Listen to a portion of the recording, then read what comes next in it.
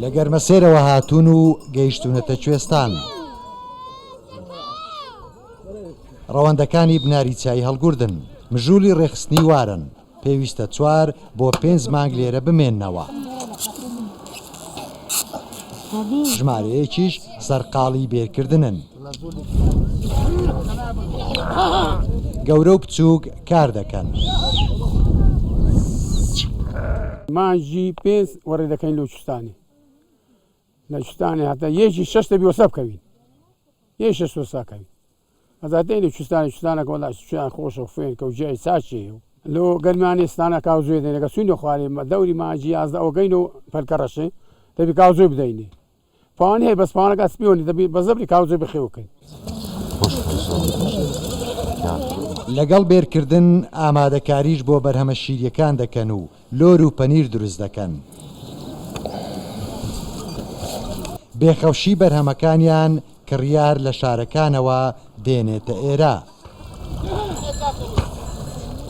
بەرهەمەکانمان پەنیرە، ژاژیە، ماستە، کەرەیە، شیرێژە ئەوانەیە. ئێستا دەست پێەکە پەنیر وەک برە لە خوارەش هەر فرۆشن بەسێرگە جیاوازە برێ لێرۆکان ئاانۆکە چیلۆی 10,000 9,000 بەس وەکو ئەگاگاتە مانجی هەشت و ئەوانە وەختی داتە شیرێ ژۆرشتانەی لێدرێ تقریبا برێ هیچکەوی ئەو کات سعر جیاوازە جا 16 و 17 و ساران ئەو بەو ساڕەی دەڕۆی و سارش نازانم کووە.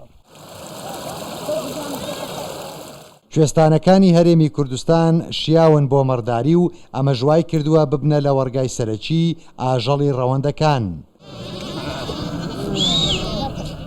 ڕەنجوماندووبوونی کۆچەریەکانیش بۆتە سەرچاوەی بەرهەمە شیرەمەنیەکان لە بازاڕەکانی کوردستاندا.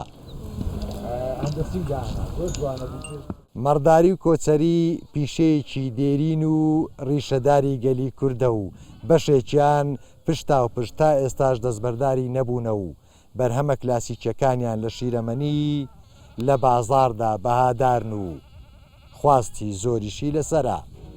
تەیفور محەممەد کوردستان 24 بناری چیای هەڵگۆرد دەڤەری باڵەکایەتی.